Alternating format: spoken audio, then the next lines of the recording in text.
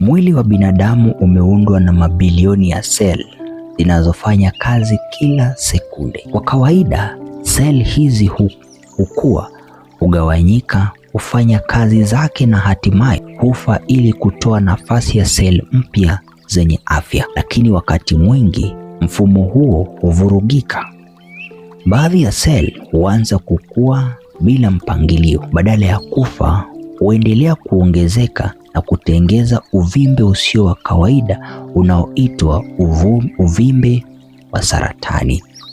Baadhi ya uvimbe hubaki sehemu moja na si hatari, lakini mengine huwa hatari na inaweza kuvamia tishu zilizoko karibu, kisha husambaa kupitia damu au mfumo wa lemfu kwenda sehemu nyingine za mwili. Hali hii huitwa metastasis, yaani kusambaa kwa saratani. Saratani si ugonjwa mmoja pekee. Kuna zaidi ya aina 100 za saratani. Kila moja huathiri sehemu tofauti ya mwili na huhitaji matibabu tofauti. Baadhi ya aina za saratani zinazoongoza duniani ni kwa mfano saratani ya matiti, saratani ya mlango wa kizazi, saratani ya tezi dume, saratani ya mapafu, saratani ya utumbo mpana, saratani ya ini, saratani ya ngozi, saratani za damu kama leukemia na limfoma. Katika nchi nyingi za Afrika, saratani ya matiti na mlango wa kizazi ni miongoni mwa visababishi vikuu vya vifo kwa wanawake, na huku saratani ya tezi dume ikiwa mojawapo za zinazowapata wanaume wengi. Habari njema ni kuwa nyingi za saratani hizi zinaweza kutibika zikigunduliwa mapema.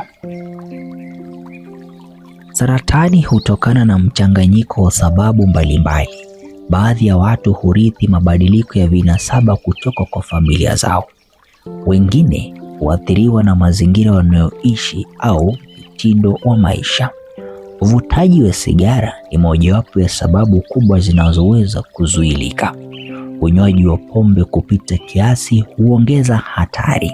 Lishe duni, uzito kupita kiasi na ukosefu wa mazoezi ya mwili pia huongeza uwezekano wa kupata saratani.